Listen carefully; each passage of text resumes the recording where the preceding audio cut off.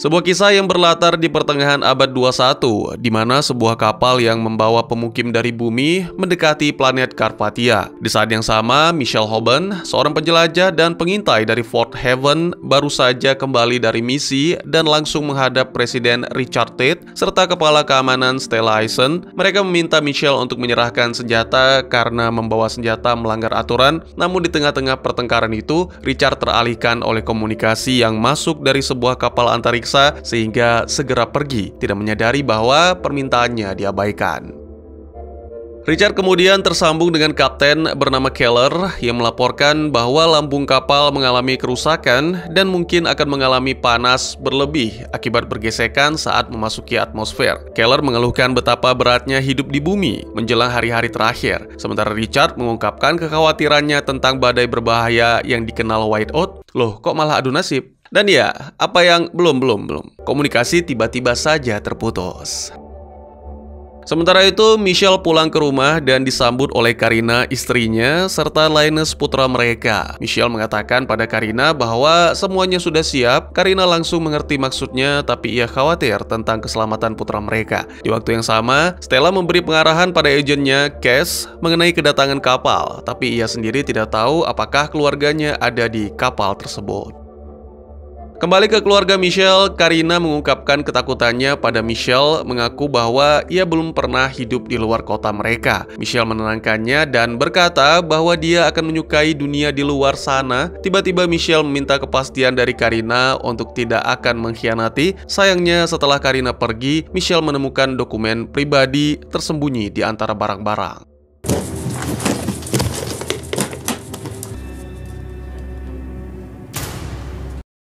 Beberapa waktu kemudian, Karina dan rekan seperjuangan, Fleur Morgan, melihat seorang penyiar radio bernama Tipper menerima semacam zat senang. Karina dan Fleur pun berusaha menindak, tapi tiba-tiba terjadi badai whiteout yang melanda kota. Fleur berhasil melarikan diri ke tempat aman, sementara Karina tidak sempat berlindung meskipun tetap selamat.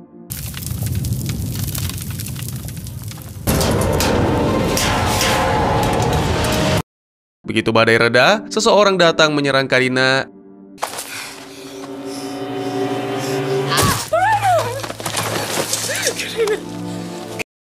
Dan ya, apa yang sebenarnya terjadi?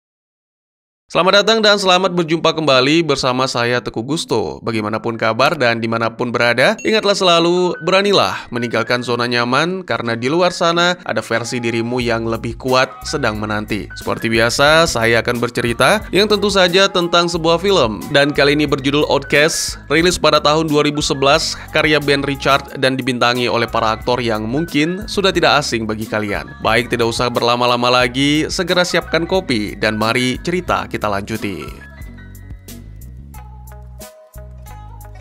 Karina kemudian dibawa ke pusat medis dan pengumuman dibuat untuk mencari suaminya. Richard merasa bersalah karena dialah yang memerintahkan Karina untuk memata-matai Michelle, tapi Stella tidak menganggap itu sebagai suatu kesalahan, mengingat Michelle pernah berencana menghancurkan apa yang telah mereka bangun. Kemudian Richard menyampaikan pesan kepada para penumpang kapal yang datang, menjelaskan bahwa para pendatang menamai planet ini sesuai nama kapal pertama yang tiba, kapal yang dianggap sebagai penyelamat umat manusia dari bencana besar. Dulunya, para pemukim tak yakin bisa bertahan hidup, tapi setelah 10 tahun, para ilmuwan telah menyediakan sumber daya dan makanan, serta para penjelajah terus melakukan ekspedisi demi mengenal dunia baru mereka. Jadi ya, Carpathia kini telah siap menyambut umat manusia. Di sisi lain, Fleur berselisih pendapat dengan Cass yang merasa tidak percaya bahwa Michelle lah yang menyerang Karina, karena Michelle bukan orang yang seperti itu, apalagi mengingat jasanya dalam menemukan air dan tanaman obat untuk koloni. Fleur dan Cass lalu mendatangi Jack, komandan para penjelajah, tapi Jack menolak mengkhianati rekannya dan bahkan mengecam Karina yang memata-matai suami sendiri. Setelah mereka pergi, Michelle datang dan meminta persediaan kepada Jack. Ia menyuruh Jack membawa kelompok menuju danau, nanti Michelle akan menyusul. Sementara itu, Fleur memberitahu Cass tentang pengkhianatan Karina dan memutuskan menggandakan pengamanan. Di saat yang sama, Keller melaporkan pada Richard bahwa ada seseorang bernama Julius Berger di kapal, sosok yang dulu memimpin program evakuasi di bumi dan punya pengaruh besar. Richard kembali ke ruangan dan mendapati Michelle sudah menunggunya. Michelle langsung menuduh Richard telah memaksa Karina menjadi mata-mata. Richard membalas bahwa Michelle memang sedang merencanakan kudeta. Michelle marah dan menegaskan bahwa kelompoknya yang berada di luar pagar tak akan pernah melupakan perintah kejam dari Richard. Michelle bilang bahwa dirinya dulu menunjukkan belas kasihan, tapi sekarang dia akan pergi dan bergabung dengan mereka. Tiba-tiba Cass masuk ke kantor. Michelle melukai 2 orang dan berhasil melarikan diri. Richard memerintahkan Cass untuk menangkapnya. Mitchell, what have you done? Back off, or I'll kill you. No, just stop, Mitchell.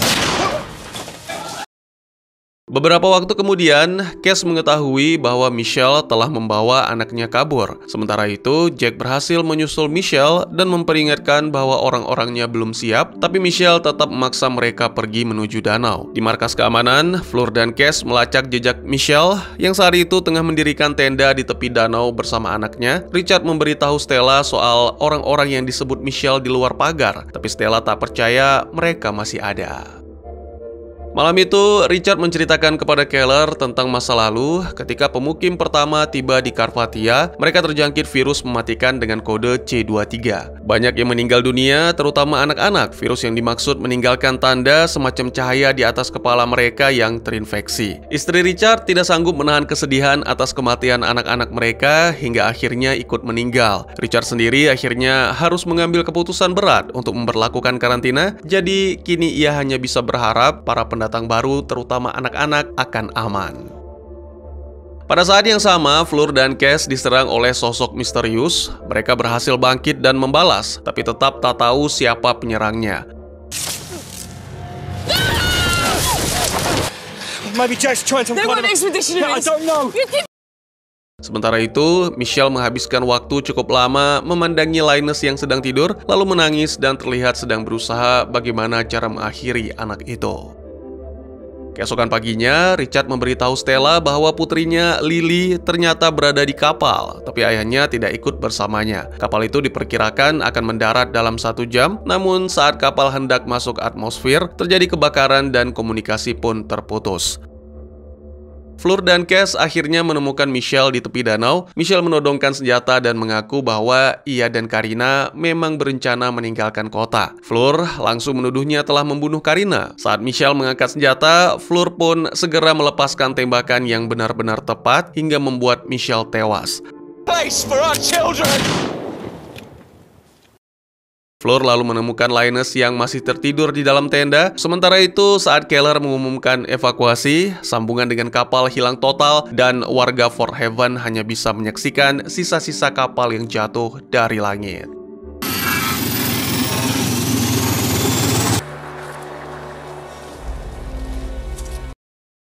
Fleur membangunkan Linus dan membawanya kembali ke kota. Richard mengabarkan kepada Stella bahwa Julius Berger juga ada di dalam kapal dan Stella sangat terkejut membayangkan apa yang akan terjadi jika dia ternyata selamat.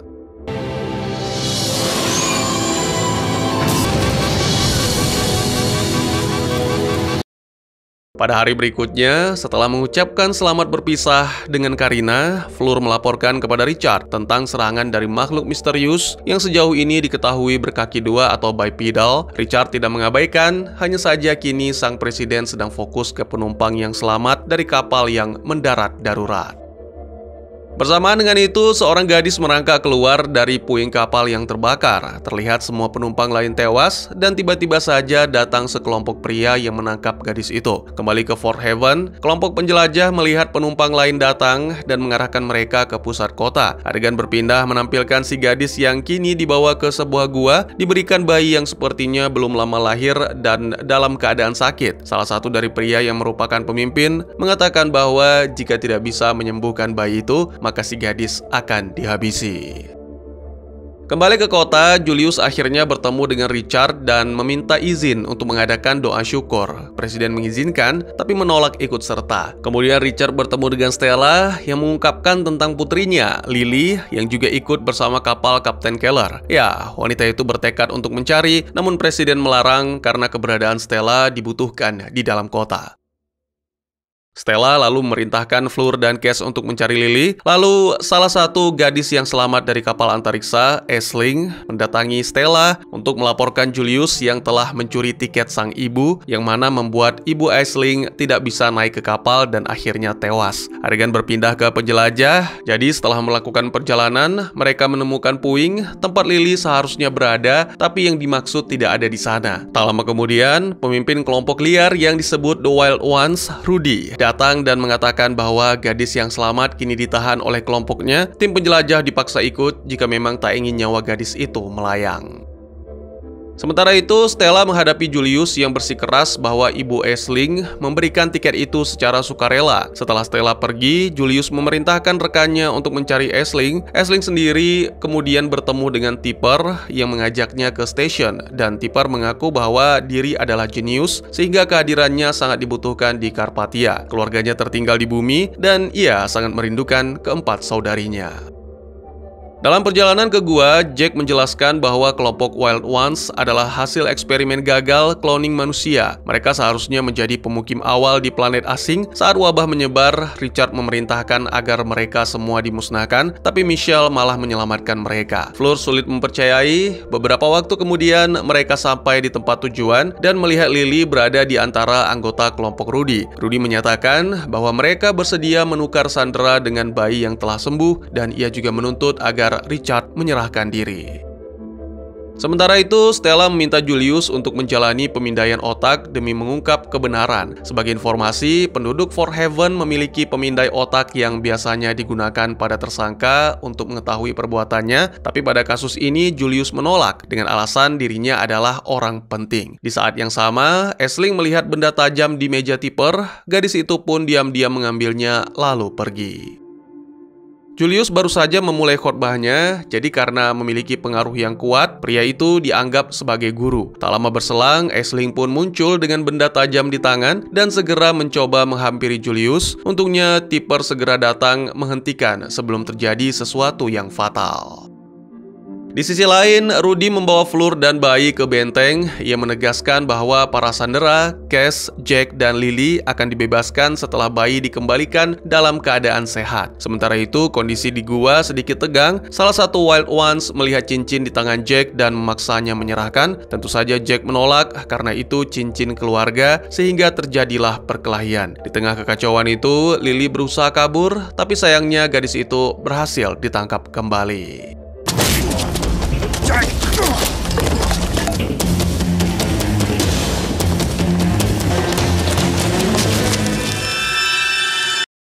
Di benteng, Richard mengakui bahwa dialah yang memerintahkan pemusnahan seluruh kelompok Advanced Cultivars atau disingkat AC, dan hal itu membuat Fleur sangat terkejut. Sementara itu di gua, kelompok Cass terpojok sehingga dia mencoba menenangkan situasi dan membujuk Jack agar menyerahkan cincin untuk sementara, namun Jack tetap dilumpuhkan.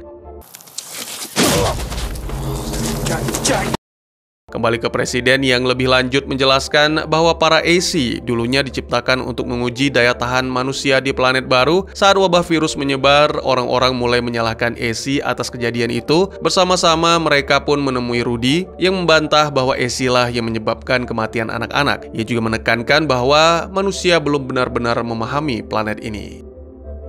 Richard kembali ke kantornya dan tiba-tiba melihat gambar yang pernah dibuat anaknya bergerak sendiri di atas meja.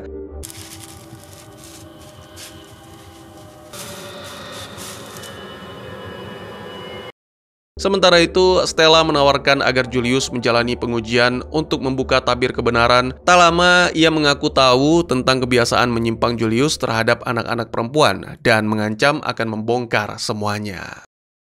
Stella kemudian mengunjungi bayi kelompok Wild Ones atau AC dan Richard mengungkapkan kegelisahannya bahwa seharusnya AC tidak bisa bereproduksi. Keesokan paginya, sampel jaringan diambil dari bayi itu dan Fleur menyerahkannya pada Rudy. Para sandera pun dibawa ke gerbang benteng, namun Jack menyadari isyarat rahasia dari Rudy yang menunjukkan bahwa eksekusi sedang direncanakan. Jadi Jack pun segera menyerang. Bersamaan dengan itu, Lily berlari menuju Fleur, sedangkan Cass datang membantu Jack. Bersama-sama mereka menghabisi 2 AC, sementara satu sisanya berhasil kabur. Rudy melihat hal ini dan dengan sangat menyesal, tak ada yang bisa ia lakukan selain pergi. He's given a signal. Jack!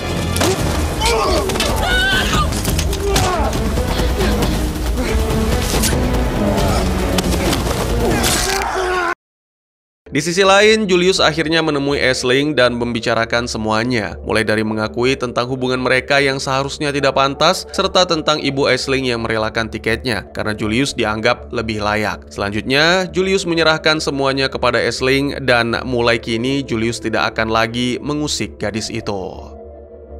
Warga kembali ke kota bersama bayi Essie serta Lily dan disambut oleh Stella. Namun Lily tiba-tiba menolak mengakui Stella sebagai ibunya karena merasa telah ditinggalkan. Sementara itu, Cass yang merasa terguncang menemui Richard, mengatakan bahwa pembunuhan telah terjadi lagi di planet baru dan bertanya-tanya apakah kesalahan manusia akan terulang kembali. Richard lalu memutuskan bahwa esok harinya mereka akan mengembalikan bayi itu kepada Rudy, dan ia mengakui bahwa alasan mereka mengapa mengambil sampel bayi Essie adalah karena wanita-wanita di Fort Haven sudah tidak bisa mengandung, sementara Essie justru bisa berkembang biak.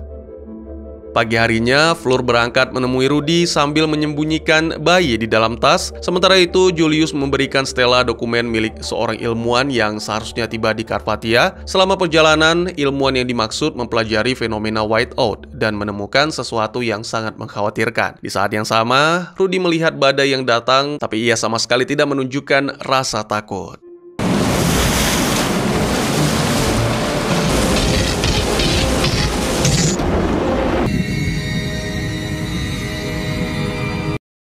Kembali ke Fort Haven, Stella yang pada dasarnya seorang ilmuwan mengalami kesulitan untuk memahami rumus-rumus dalam dokumen itu, lalu teringat akan Tipper. Ya, ternyata pengakuan Tipper sebagai jenius bukan hanya isapan jempol belaka. Pemuda itu mahir dalam bidang matematika, sehingga Stella meminta Cass untuk mencarinya.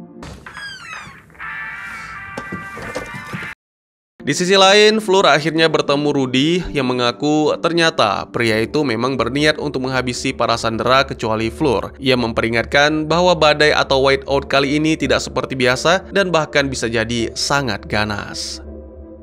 Di kota, Lily tiba-tiba ingin memperbaiki hubungan dengan sang ibu dan mengatakan bahwa Julius yang memintanya melakukan itu. Tipper, di sisi lain, terus membuat Cass jengkel dengan jokes-jokesnya yang garing, bahkan Cass sampai nyaris menghajarnya. Cass akhirnya mengendalikan diri, tapi Tipper terlihat trauma dan segera pergi meninggalkan pekerjaan. Di luar pagar, Richard yang sedang memantau situasi menemukan muk milik anaknya, namun Jack yang tak lama berselang datang tak melihat muk tersebut meskipun Richard memegangnya. Dua teknisi, Leon dan Grant, meninggalkan Fort Haven dengan misi perawatan suar bumi atau Earth Beacon, sebuah menara yang memancarkan sinyal tentang keberadaan warga Fort Haven. Jack memperingatkan alam telah menunjukkan tanda-tanda bahwa akan terjadi sesuatu yang mengerikan, dan Richard pun segera memerintahkan siaga 1.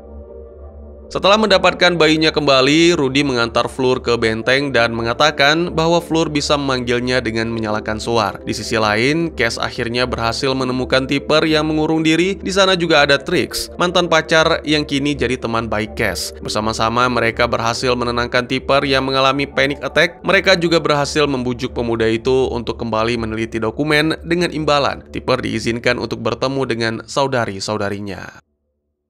Beberapa waktu kemudian, setelah penelitian yang mendalam, Tipper menyimpulkan bahwa whiteout ini akan sangat luar biasa. Saat Richard memerintahkan agar anak-anak dan lansia segera diungsikan, Julius meminta izin untuk menyampaikan pesan kepada rakyat. Richard tidak melarang, tapi menegaskan agar melakukan langkah perlindungan terlebih dahulu. Selain itu, Richard juga bertekad, setelah semua ini berlalu, ia akan membuat pengakuan tentang kebenaran mengenai Essie. Sementara itu, para teknisi menyelesaikan pekerjaannya di menara, tapi angin kencang membuat beberapa tiang runtuh sehingga menjepit Grant.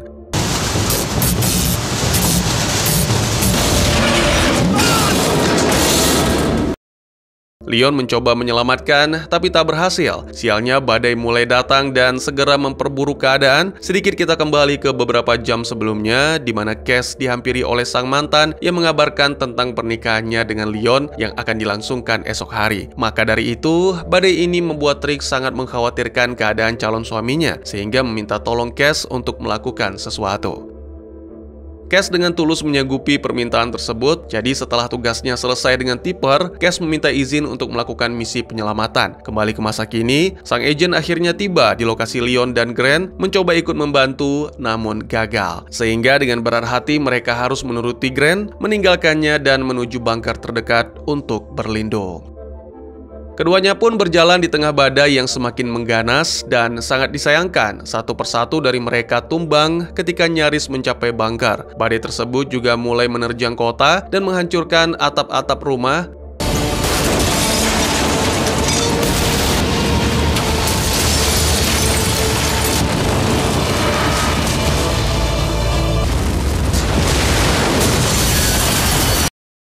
Secara kebetulan, Rudy berada di area tersebut. Ia segera menyeret Cass dan Leon ke dalam bunker. Dan ya, Rudy mengenali Cass sebagai pembunuh kaumnya. Tapi saat Cass menyebut nama Fleur, Rudy pun memutuskan untuk mundur.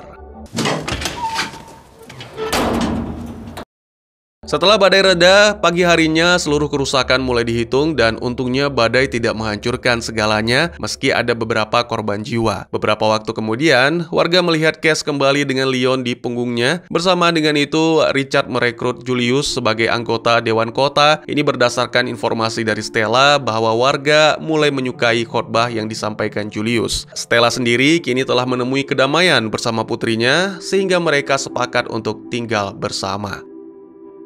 Malam harinya, pernikahan Leon dan Trix digelar meskipun di ruang perawatan, tapi pestanya cukup meriah. Baik perawat maupun pasien, semuanya larut dalam kebahagiaan. Selain itu juga ditampilkan Tipper yang akhirnya menerima imbalan untuk bertemu kembali dengan 4 saudarinya dengan menggunakan alat pemindai otak. Stella menarik kembali ingatan indah Tipper, di mana dalam kenangan itu Tipper dan para saudarinya bermain bersama dengan sangat bahagia. Pada malam yang sama, kelompok penjelajah menemukan seorang pria AC di luar gerbang. Don't take another step. Sementara itu, Richard terbangun karena mendengar suara anak-anak yang melihat ada bekas tangan pada sebuah kaca, tapi tangan siapa? Karena tak ada siapapun di sana selain dirinya.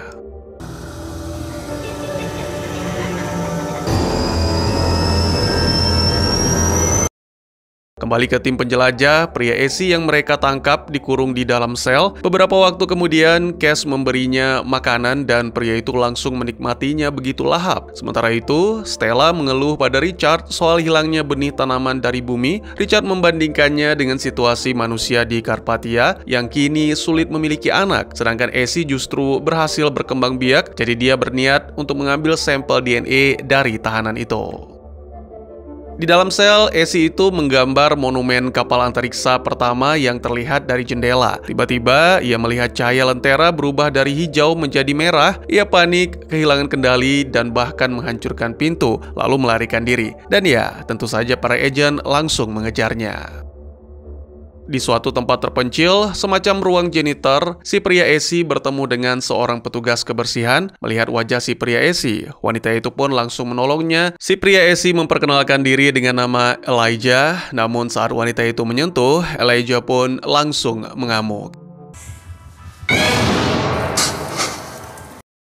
Ketika Elijah kembali sadar, wanita itu sudah tergeletak bersimbah darah. Dengan panik, Elijah pun kabur. Tak lama, Fleur menemukan wanita itu dan memanggil bantuan medis. Si wanita petugas kebersihan bersikeras bahwa Elijah tidak bermaksud melukai, tapi hanya ketakutan. Pasukan keamanan memulai pencarian besar-besaran di kota, sementara Fleur dan Cass menemukan gambar Elijah lalu bergegas menuju ke monumen. Di sisi lain, Julius mencoba membujuk wanita yang terluka agar mengatakan bahwa Elijah adalah sosok buas yang tak terkendali. Namun wanita baik hati itu menolak dan bersikeras bahwa Elijah lebih mirip dengan seorang anak yang takut. Adegan berpindah ke Lily yang mendadak mengunjungi Tipper dan memberikannya informasi soal insiden pelarian Elijah. Hal ini dia lakukan pasca momen tidak mengenakan saat makan malam bersama sang ibu. Ya, Stella mengaku menantikan Lily adalah sesuatu yang bodoh, padahal sebenarnya bukan begitu maksud sang ibu. Dan akhirnya tanpa ragu, Tipper langsung menyiarkan berita itu ke semua pendengarnya. Kembali ke Fleur yang akhirnya melihat Elijah di dekat monumen dan segera mengejarnya. Pada suatu momen, ia terpaksa melompat di antara bangunan. Sayangnya wanita itu tergelincir dan segera bergantung di atap. Beruntung Elijah kembali untuk menyelamatkan.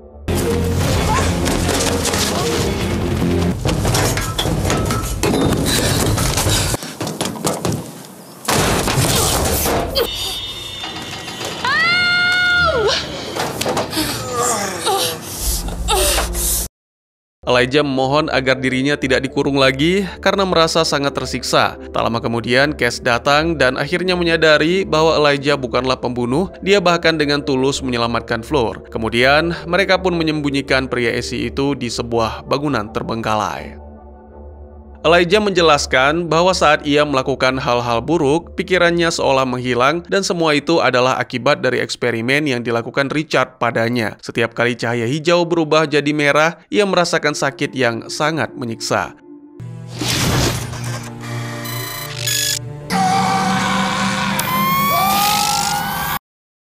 Cass memutuskan untuk mencari berkas Elijah di antara dokumen-dokumen Richard. Ia meninggalkan Fleur bersama Elijah dan pergi ke kantor presiden. Namun saat keluar, Cass bertemu Richard yang mengakui bahwa diri tak berniat melepaskan Essie tersebut. Menurutnya keselamatan warga tetap menjadi prioritas utama. Sementara itu, sesuai dugaan, Stella mendobrak masuk studio, memaksa Tipper mengakui sumber informasi yang disebarkan tanpa bermaksud terjerumus dalam masalah keluarga. Tipper pun mengakui bahwa informasi itu berasal dari Lily. Adegan berpindah menampilkan para pekerja yang sedang memasang pipa menemukan batu aneh tertanam di tanah. Kembali ke Fleur yang membaca berkas dari Cass dan mengetahui bahwa otak Elijah pernah dijadikan objek eksperimen yang membuatnya kehilangan kendali diri. Ia mengingat cara untuk menghubungi Rudy dan segera pergi untuk melakukan. Di sisi lain, Stella akhirnya menemui Lily yang menolak menjelaskan alasan menyebarkan informasi. Kesal karena bisa mengganggu pekerjaannya sebagai kepala keamanan, Stella pun meminta Lily pergi untuk merenungkan kesalahan. Malam itu, Cass bertanya pada Elijah seperti apa rasanya menjadi seorang Essie. Elijah menjawab bahwa mereka tidak berbeda dari manusia, mereka juga saling bercanda seperti orang yang sudah akrab, sampai akhirnya suara petir membuat Elijah hilang kendali dan menyerang Cass hingga pingsan. Di waktu yang sama, Richard kembali mendengar suara anak-anaknya, tapi kali ini ia memohon agar suara itu tidak pergi. Keesokan harinya, Cass siuman, sementara Elijah tak mengingat apapun dan takut bahwa dirinya memang berbahaya. Tak lama kemudian, Fleur dan Rudy tiba, tapi mereka belum tahu bagaimana cara membawa Elijah keluar dari benteng dengan aman. Cass menyuruh mereka menunggu, lalu sang agen itu pergi menghadap presiden yang sedang berdebat dengan Julius soal Essie. Melihat hal ini, Cass segera memberi laporan palsu bahwa Elijah telah ditangkap. Saat bicara empat mata, Richard berjanji Elijah tidak akan dieksekusi, hanya akan dibuat tertidur. Cass kemudian bekerja sama dengan tim penjelajah untuk secara diam-diam mengepung bangunan tempat Fleur, Elijah, dan Rudy bersembunyi. Cass berhasil mengeluarkan Fleur tepat saat smoke grenade dilempar ke dalam. Elijah berusaha kabur meski peluru bius menancap di tubuhnya. Bukannya tumbang, peluru-peluru itu malah membuat Elijah hilang kendali dan mulai menyerang siapapun di sekeliling hingga akhirnya Jack terpaksa mengeksekusinya.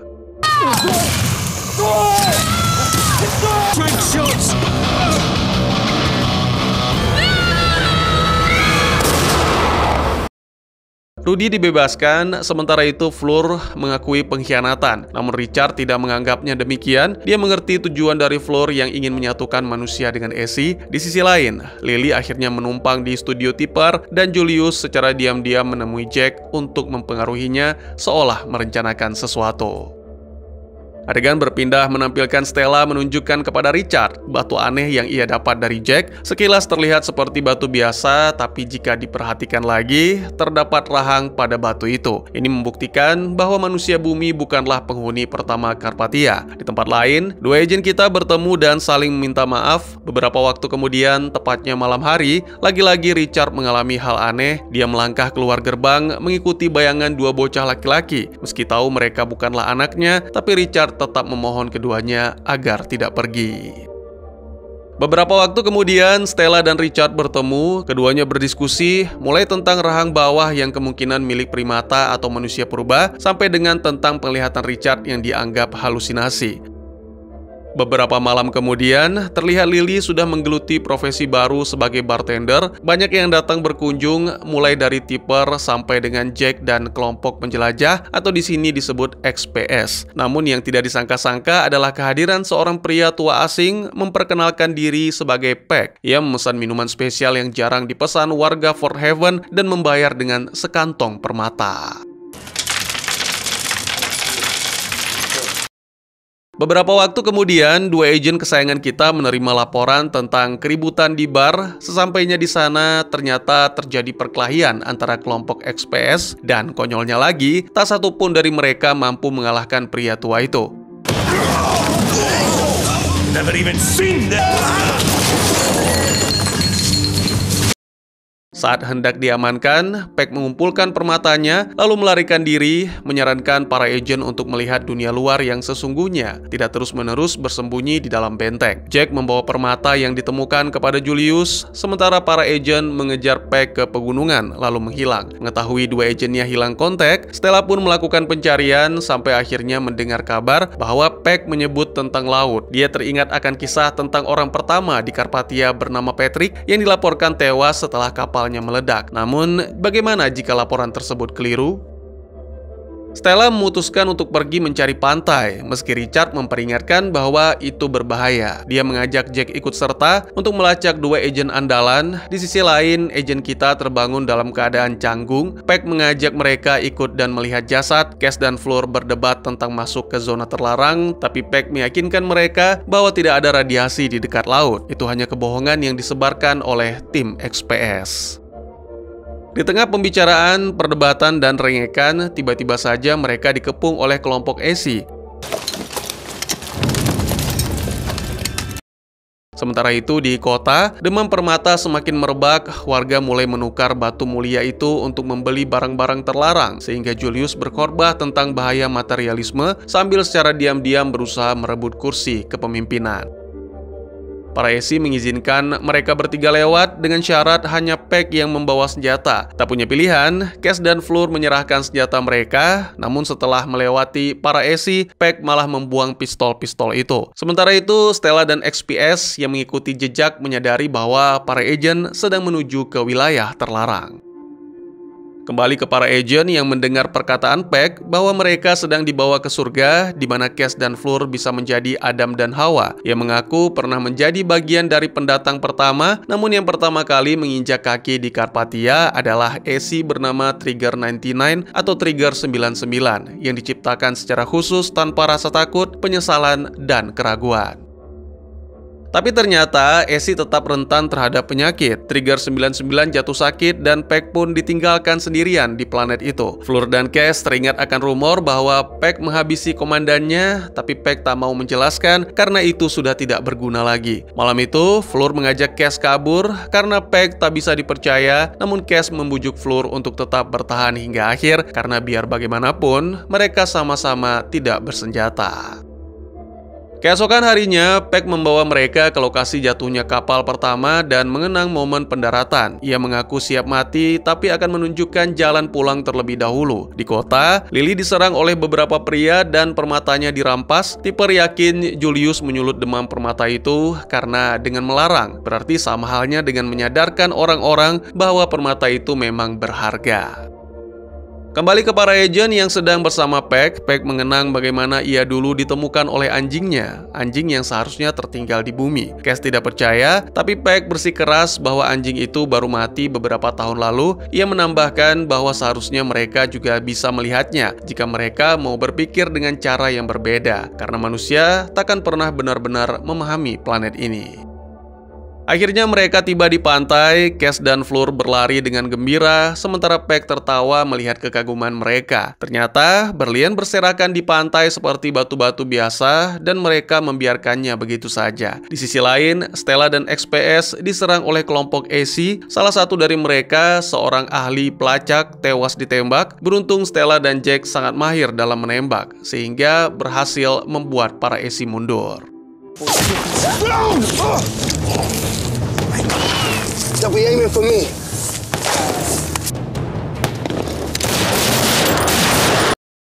Beberapa waktu kemudian, setelah melanjutkan perjalanan, Stella dan Jack menerobos rimbunnya tumbuhan dan pada saat yang sama mereka digigit serangga. Berbeda dengan Stella yang sepertinya kebal, gigitan serangga malah membuat Jack tumbang dan bahkan nyaris tewas. Untungnya Stella juga mahir dalam soal survival. Wanita itu segera mengeluarkan racun dari tangan Jack dan memberikannya suntikan.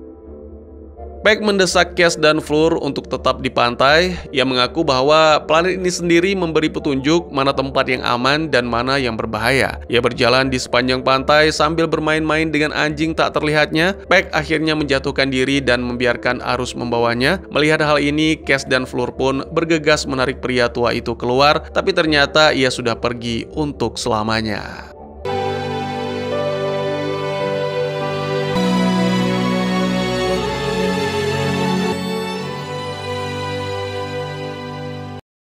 Cass menyadari bahwa alasan Peck membawa mereka ke pantai karena tak ingin mati sendiri. Kemudian Cass menyarankan agar mereka membiarkan laut membawa jasad Peck dan kembali pulang. Tak lama kemudian, Stella dan Jack tiba di pantai dan menemukan permata. Tapi selain itu, Stella juga menemukan sebuah batu dengan ukiran huruf di atasnya. Cass dan Fleur berdebat tentang arah yang harus ditempuh untuk pulang, dan tak lama kemudian mereka melihat tembakan dari pistol suar. Mereka bergegas menuju ke sana sampai akhirnya bertemu kembali dengan Stella dan Jack. Di sepanjang garis pantai, Stella menemukan kerangka, tapi tidak bisa memastikan apakah itu kerangka manusia atau primata. Air laut pasang dan hari sebentar lagi akan gelap, jadi mereka semua pun memutuskan untuk kembali.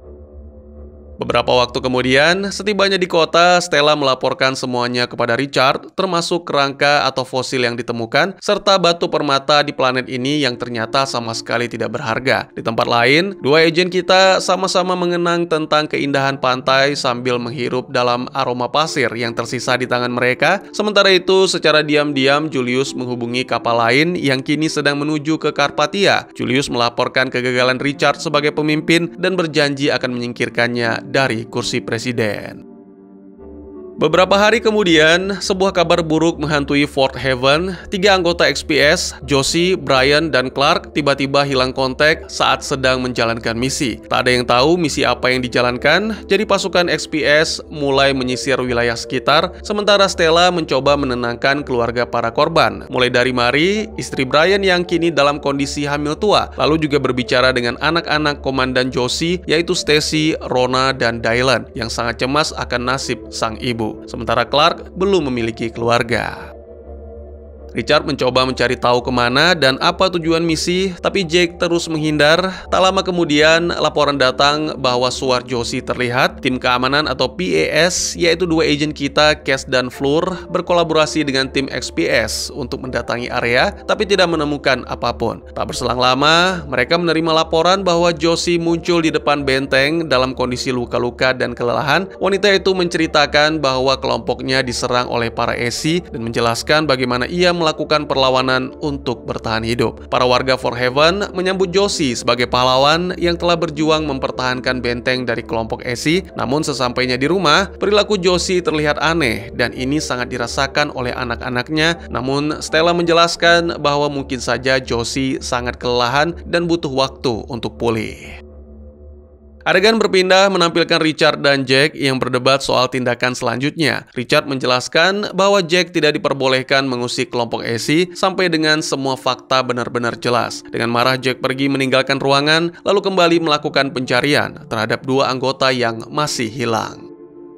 Kembali ke Josie yang diajak putra-putrinya untuk makan bersama, wanita itu masih terlihat kaku, bahkan tidak ingat untuk mengucapkan doa bersama sebelum makan, sehingga Stacy menggantikannya untuk berdoa. Ditambah lagi, genggaman tangan Josie begitu kuat, ini tidak seperti biasanya, dan membuat Dylan semakin curiga. Bersamaan dengan itu, tim pencari menemukan satu penyintas lainnya, Clark, dan alangkah terkejutnya mereka ketika Clark mengklaim bahwa yang menyerang adalah Josie dan sama sekali tidak ada ESI di lokasi kejadian. Tak lama kemudian, tim PAS yang dipimpin oleh Cash tiba di rumah Josie dan segera menangkap wanita itu. Pada saat yang sama, Clark yang sudah mendapatkan perawatan didatangi oleh Julius. Dia menanyakan tentang tujuan misi yang sebenarnya, tapi Clark tidak menjawab, hanya mengatakan tentang apa yang dilakukan Josie, yaitu mencabik-cabik tubuh dua rekannya.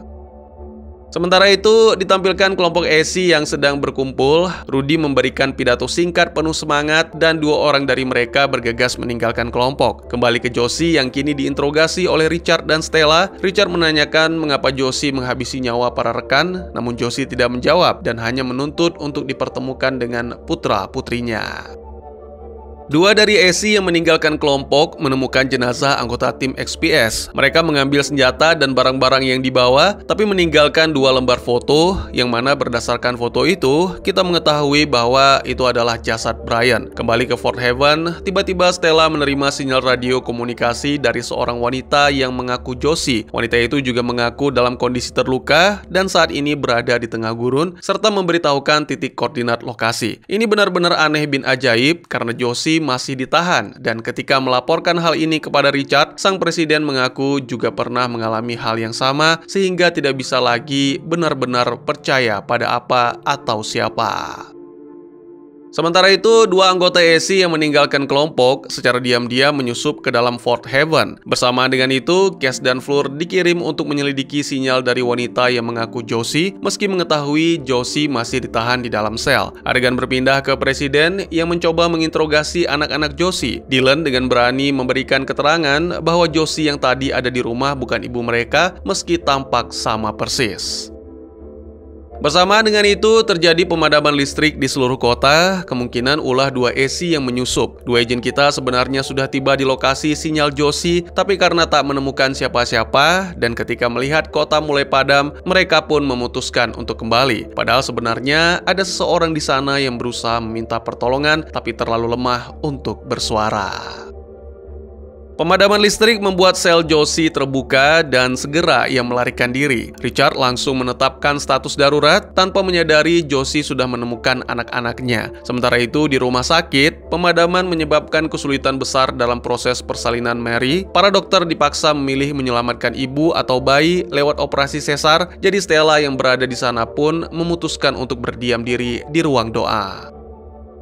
Kembali kedua agen jagoan kita, mereka mendatangi Jack, meminta bantuan untuk berpatroli demi mengamankan kota. Jack menolak karena sedang asik bermain kartu, dan di saat yang sama, Cash melihat para AC yang bergerak secara sembunyi-sembunyi, sehingga segera memberi isyarat kepada Jack untuk bersama-sama melepaskan tembakan. Satu AC tewas dalam baku tembak, sementara satunya lagi ditangkap. Richard kemudian memerintahkan pencarian terhadap Josie, dan pada saat ini Cash mengetahui bahwa anak-anak Josie tidak ada di rumah. Pagi harinya, jenazah Brian ternyata telah ditemukan dan dibawa kembali ke Fort Haven, sementara sang istri masih berjuang untuk bertahan hidup. Beberapa waktu kemudian, secara mengejutkan Josie kembali ke benteng dan segera para penjaga menodongkan senjata karena wanita itu dianggap sebagai ancaman. Julius segera melaporkan hal ini kepada Richard lalu mendesak agar mengeluarkan perintah untuk memusnahkan semua AC karena mengancam ketentraman kota, namun sang presiden dengan tegas menolak karena masih membutuhkan bukti. Adegan berpindah ke Josie yang berusaha menjelaskan bahwa ia juga diserang, tapi tidak diketahui oleh siapa dan selama ini tergeletak di gurun. Meski Jack tidak percaya, Cash dan Fleur tetap mendengarkan sampai akhirnya Josie menyebut bahwa mendengar sepasang pria dan wanita melewati tempatnya dan para agen sadar bahwa ia berkata jujur. Lebih lanjut, Josie juga membongkar tentang misi bahwa Jack menugaskan mereka untuk menghabisi pimpinan AC, yaitu Rudy.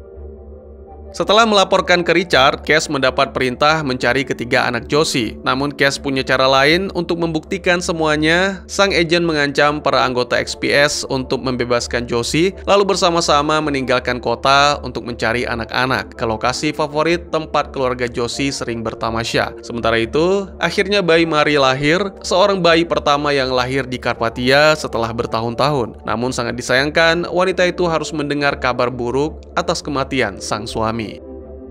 Di tengah gurun saat Josie memanggil anak-anaknya, Cash mengakui bahwa memang ada satu Josie lagi. Tak lama kemudian, anak-anak muncul dari balik bebatuan. Mereka mengaku melarikan diri karena ketakutan dengan Josie yang lain. Awalnya anak-anak itu ragu dengan Josie yang ada di hadapan, tapi setelah menanyakan beberapa hal pribadi yang hanya keluarga tahu, anak-anak itu pun langsung berlari memeluk Josie.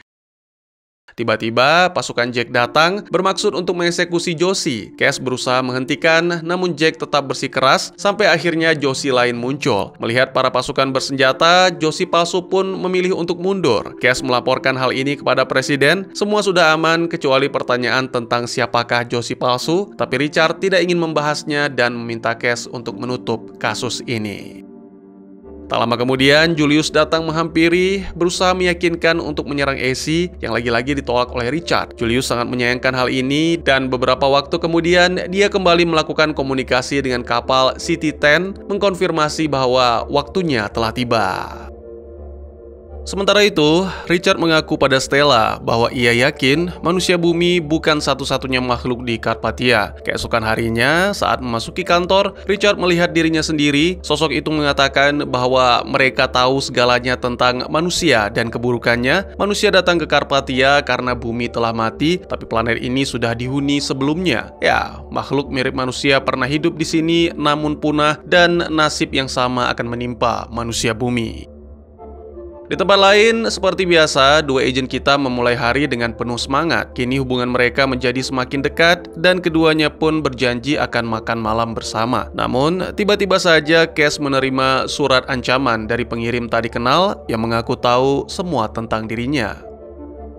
Richard menceritakan pada Stella tentang percakapan dengan apa yang mereka sebut kekuatan planet atau host force. Stella menyarankan untuk memulai penelitian tentang fenomena tersebut, meski itu memakan waktu. Kembali ke Cash yang bergegas pulang dan memeriksa dokumen identitas diri yang tersimpan di lemari. Di saat yang sama, Stella memerintahkan pemeriksaan ulang semua rekaman komunikasi sejak insiden Josie, dan di saat yang sama pula, Richard meminta Jack untuk merahasiakan tentang Josie atau Jack akan diberhentikan. Malam harinya, Cash yang masih gelisah parah pergi ke bar, menenggak minuman senang sebanyak mungkin. Lalu ia bertemu dengan seorang wanita bernama Carla yang menawarkan diri untuk ikut dengannya. Kembali ke Stella, setelah mendengarkan rekaman percakapan dengan Josie, Stella menyadari adanya jeda aneh seolah sinyal ultrasonik mengganggu komunikasi. Ia yakin ini adalah host force.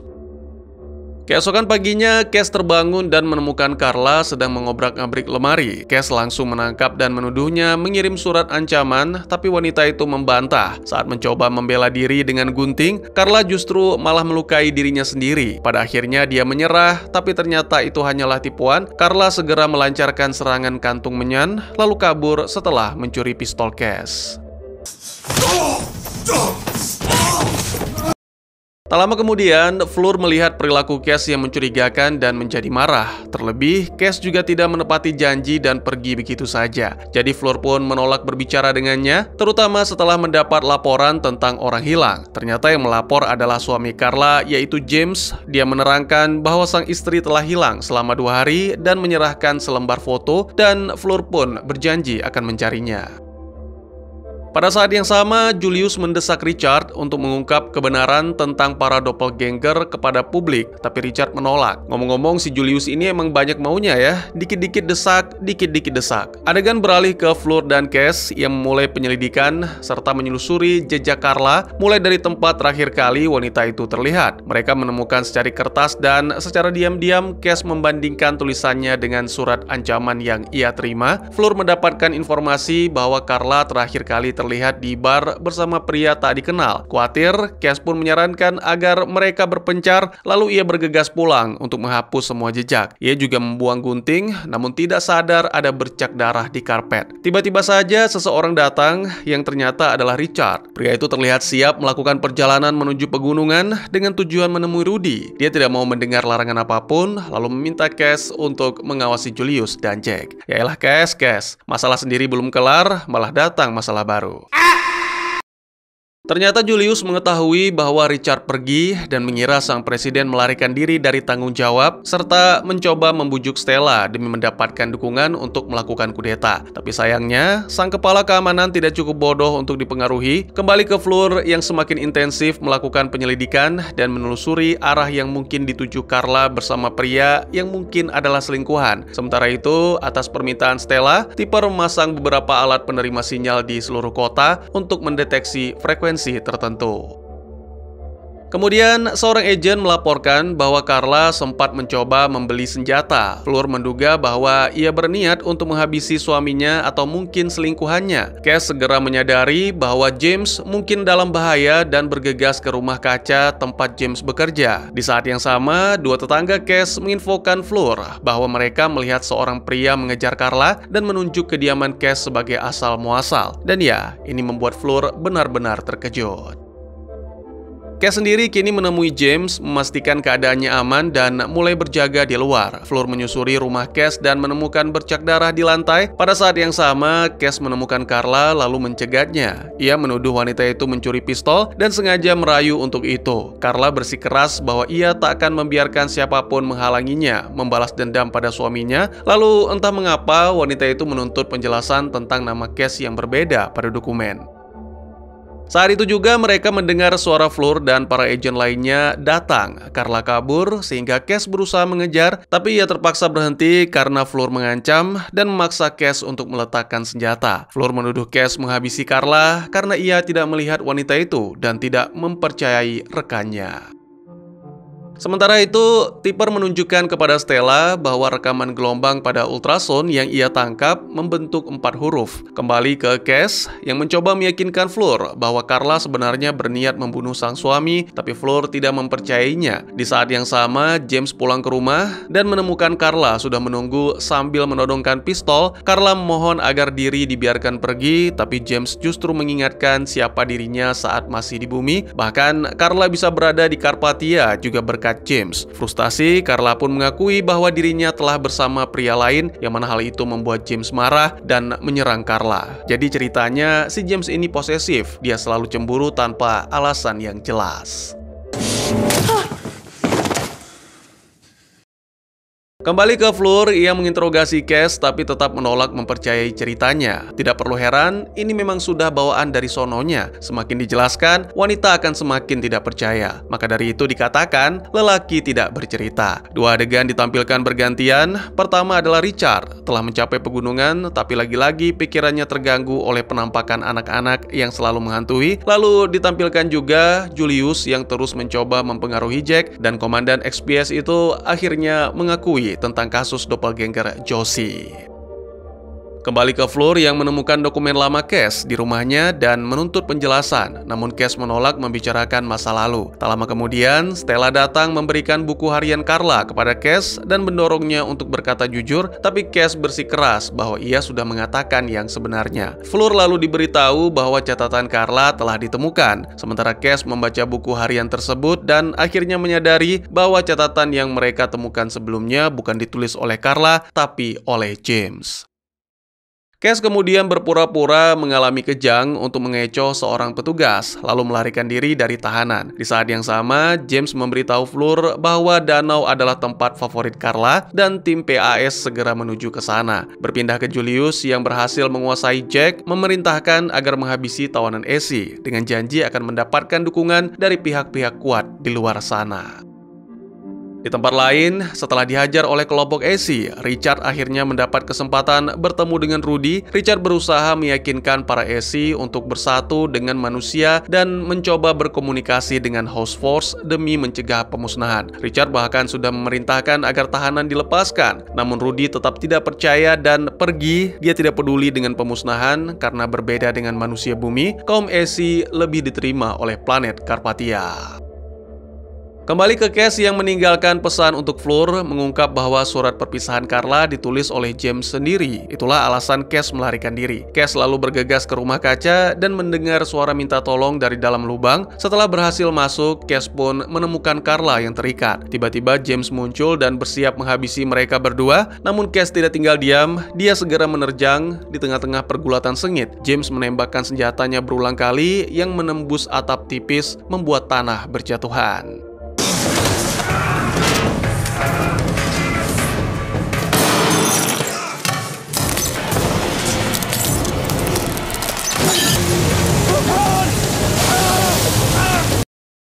Carla berhasil membebaskan diri dan mereka semua pun merangkak keluar tepat saat para agen datang dan James pun diamankan. Belakangan, Cass mengaku pada Fleur bahwa Richard telah memberinya identitas baru untuk memulai hidup yang baru, tapi tetap enggan mengungkapkan apa yang ia lakukan di masa lalu. Malam itu, Julius secara tiba-tiba mengumumkan bahwa Essie yang bertanggung jawab atas padamnya kota telah digantung. Ini adalah akibat dari presiden yang tidak menjamin keselamatan warga, sehingga warga harus menentukan hukumannya sendiri. Richard kembali ke kota. Setelah menyaksikan pidato Julius, ia menemui Cass, meyakinkan bahwa Fleur akan mengerti. Cass pun menunjukkan surat ancaman, menyadari bahwa ada orang lain yang mengetahui masa lalunya, tapi siapa? Ya, tanpa mereka sadari, ternyata orang yang tahu itu adalah Julius. Dia mendapatkan data-data dari awak kapal CT-10 yang berada di orbit Carpathia. Malam itu, Julius juga menerima dokumen rahasia tentang seorang wanita, dan di saat yang sama, berkat bantuan Tipper, Stella berhasil memecahkan 4 huruf dari sinyal itu. Keesokan harinya, Tipper jatuh sakit dengan gejala mirip virus yang menewaskan banyak pemukim di tahun-tahun awal Carpathia.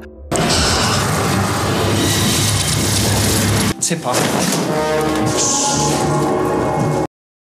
Tak lama, kabar buruk lain juga diterima bahwa anggota XPS yang sebelumnya menginterogasi tahanan Essie juga tertular. Setelah melakukan pemeriksaan dan penelitian, para dokter menemukan perbedaan dengan virus sebelumnya, sehingga menamai virus yang baru ini dengan C24. Dan sialnya, virus ini menyebar dengan sangat cepat.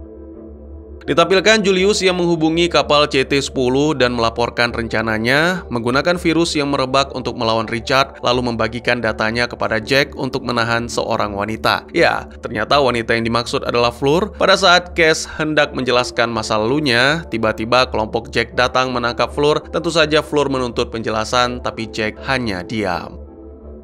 Di tempat lain, Julius kembali mendesak Richard. Kali ini bukan penyerangan kaum Essie, tapi menyerahkan dokumen rahasia tentang Project Omega. Stella merasa keberatan dengan penangkapan Fleur, namun Julius bersikeras bahwa ia punya alasan, yaitu untuk mencari kebenaran. Jadi Richard pun terpaksa mengambil keputusan untuk menyerahkan dokumen Omega asalkan Fleur dibebaskan. Setelah menerimanya, Julius terkejut mengetahui bahwa Fleur sebenarnya adalah Essie. Julius menuduh Richard sebagai pemimpin yang lemah dan tidak kompeten. Julius juga menegaskan bahwa koloni manusia sedang berada di ambang kehancuran, dan satu-satunya harapan terakhir mereka mungkin akan lenyap. Kemudian Julius menemui Fleur dan memberitahukan yang sebenarnya. Fleur menolak untuk percaya, tapi wanita itu terlihat syok, dan untungnya di saat yang sama, Stella dan Cass datang menjaminnya. Dalam perjalanan, Fleur terus membantah, bersikeras bahwa dirinya ingat akan orang tua dan mereka memiliki banyak foto bersama. Tapi tetap saja, itu semua tidak bisa membantah kenyataan yang ada. Fleur adalah hasil eksperimen Project Omega. Stella hanya bisa mengizinkan Fleur berlindung di rumahnya dan nantinya Richard akan datang untuk menjelaskan secara detail. Di saat yang sama, jumlah korban yang terjangkit virus terus meningkat. Julius berencana mengajukan usulan pada Dewan agar dilakukan ekspedisi militer untuk menyerang kaum Essie, dan sebelum itu ia ingin kewarganegaraan Fleur dicabut lalu dikembalikan ke kaumnya untuk dimusnahkan. Namun Jack menentang ide ini. Adegan berpindah ke Stella yang menjenguk Tipper.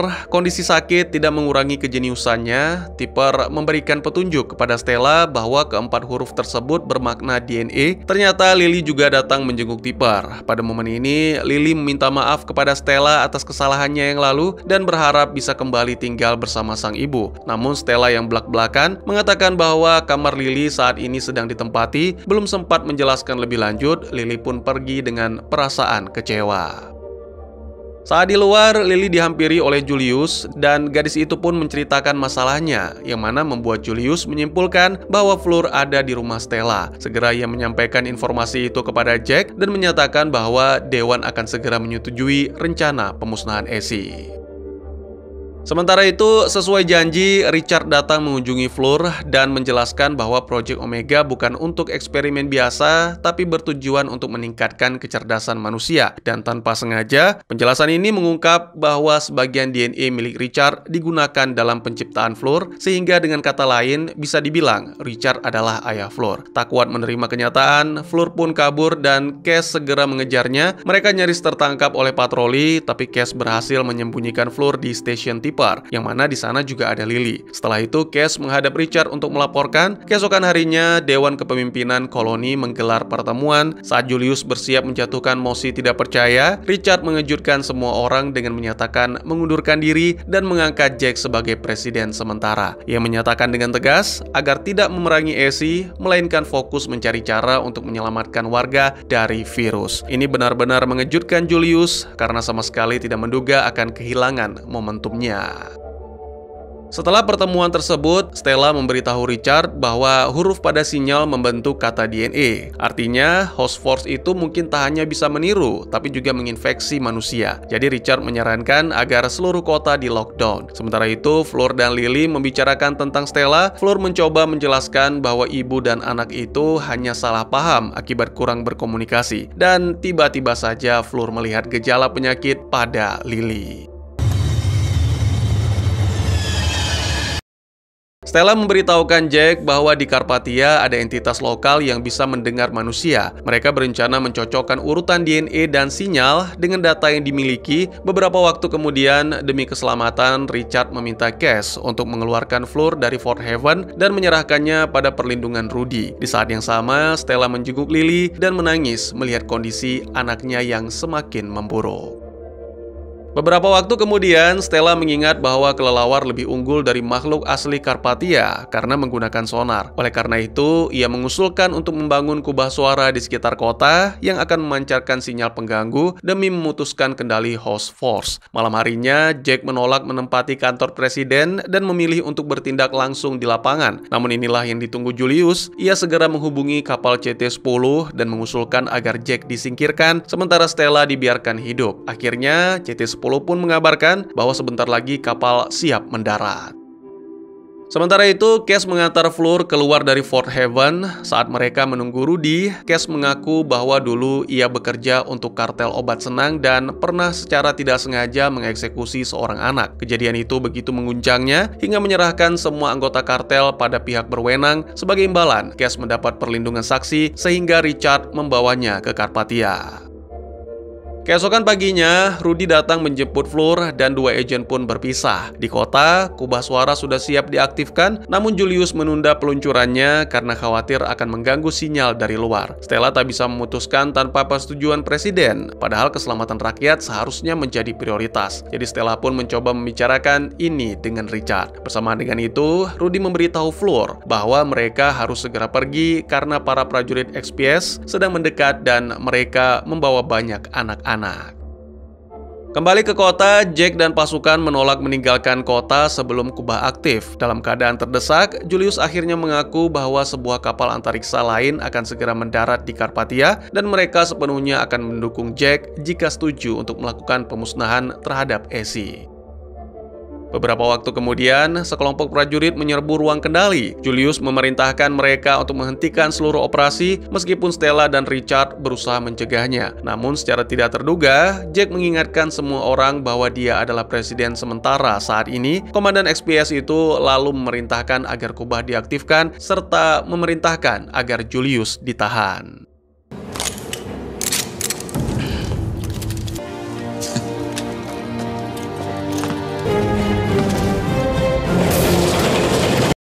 Setelah itu, kekuasaan dikembalikan kepada Richard, lalu film pun ditutup dengan menampilkan kapal CT-10 yang kehilangan komunikasi dengan Carpathia, tapi tetap nekat memasuki atmosfer. Ditampilkan juga beberapa waktu kemudian, Richard kembali bertemu dengan dirinya sendiri, merupakan perwujudan dari House Force. Sosok itu melontarkan kalimat ancaman, namun Richard mengatakan bahwa tidak semua manusia buruk. Banyak dari mereka yang masih memiliki cinta dan harapan yang membuat mereka lebih kuat. Terakhir, ditampilkan kubah suara mulai berfungsi, orang-orang mulai pulih dari penyakit, sementara para ESI meninggalkan pemukiman dan semua orang menyadari kapal CT-10 hendak mendarat, yang mana peristiwa ini juga disaksikan oleh Cass. Jadi, apakah kapal tersebut menjadi ancaman baru bagi manusia-manusia di Carpathia? Dan tamat. Sebuah karya fiksi ilmiah yang menyajikan dunia masa depan dengan pendekatan yang lebih reflektif dan manusiawi, alih-alih hanya menampilkan efek visual luar angkasa atau aksi penuh ledakan. Film ini berani menyelami konflik moral, politik, dan identitas manusia dalam konteks kolonisasi planet baru. Kekuatan terbesarnya terletak pada karakter yang mendalam, serta dialog-dialog tajam yang menggambarkan betapa rapuh dan kompleksnya manusia dalam menghadapi perubahan dan krisis. Film ini menggambarkan perjuangan manusia dalam mempertahankan nilai-nilai kemanusiaan di tengah kekacauan, krisis identitas, serta berbagai ancaman yang datang, baik dari dalam maupun luar diri mereka. Secara garis besar, cerita ini mengandung makna, pelajaran, dan pesan moral yang mendalam. Secara makna, film ini adalah kisah tentang harapan manusia untuk memulai kembali kehidupan setelah kehancuran bumi, namun dalam upaya membangun peradaban baru di planet Carpathia, mereka justru membawa serta kelemahan lama seperti keserakahan, kebohongan, diskriminasi, dan ketakutan. Hal ini menunjukkan bahwa persoalan utama sebenarnya bukan terletak pada planet, melainkan pada sifat dasar manusia itu sendiri. Pelajaran penting yang dapat dipetik dari cerita ini diantaranya adalah bahwa masa lalu tidak bisa begitu saja ditinggalkan, karena banyak karakter membawa luka atau rahasia yang mempengaruhi tindakan mereka di masa kini. Salah satunya Cass, yang berusaha menebus dosa lamanya sebagai mantan anggota kartel. Selain itu, kejujuran dan keberanian terbukti mampu menyelamatkan lebih banyak hal dibandingkan kekuasaan semata. Hal ini tercermin dari sikap Stella, Cass, dan Fleur yang berani membela kebenaran meskipun harus menghadapi resiko besar. Kemudian, hubungan antara manusia dengan kaum ESI, hasil eksperimen genetika, mengajarkan bahwa diskriminasi dan ketakutan terhadap perbedaan justru bisa membawa kehancuran. Dengan demikian, penerimaan dan kerjasama menjadi satu-satunya jalan untuk hidup berdampingan secara damai. Di sisi lain, cinta, pengorbanan, dan harapan juga ditampilkan sebagai kekuatan terbesar dalam menghadapi situasi yang paling genting. Terlihat dari pengorbanan Richard sebagai pemimpin, perjuangan Cass dalam menyelamatkan Fleur, hingga bagaimana Tipper bertahan dengan kenangan akan keluarganya. Pada akhirnya, pesan moral yang ingin disampaikan film ini adalah bahwa dalam membangun masa depan, manusia tidak cukup hanya mengandalkan teknologi dan kekuasaan, melainkan harus mengusung nilai-nilai seperti empati, solidaritas, dan keberanian untuk berubah. Meskipun manusia dikelilingi oleh ancaman, baik dari luar seperti virus dan kekuatan misterius House Force, maupun dari dalam seperti ambisi dan kebencian, selama masih ada cinta, pengampunan, dan kemauan untuk menjadi lebih baik, harapan akan selalu ada. Bahkan dalam dunia baru sekalipun, pilihan-pilihan manusialah yang akan menentukan apakah mereka akan mengulangi kehancuran yang sama atau justru menciptakan masa depan yang sungguh-sungguh baru dan lebih baik. Bagaimana menurut kalian? Mungkin segitu saja teman-teman, terima kasih buat yang sudah menyaksikan. Silahkan memberikan komentar, bertanya, ataupun merequest kira-kira film apa yang menarik untuk dibahas. Bisa lewat kolom komentar, atau buat yang malu-malu bisa via DM ke Instagram saya di @tegugusto. Insya Allah pasti akan dibaca. Mari kita jadikan kolom komentar sebagai sarana penambah wawasan dan menciptakan jalinan persaudaraan, bukan malah menjadikannya sebagai tempat pembulian sehingga menciptakan permusuhan. Jangan lupa untuk dukung terus channel ini dengan cara share, like, dan subscribe, karena dukungan dari kalian sangat berharga bagi saya demi perkembangan channel ini. Saya Gusto, sampai jumpa di video selanjutnya. Tetap semangat, tetap bersyukur setiap hari. Dadah!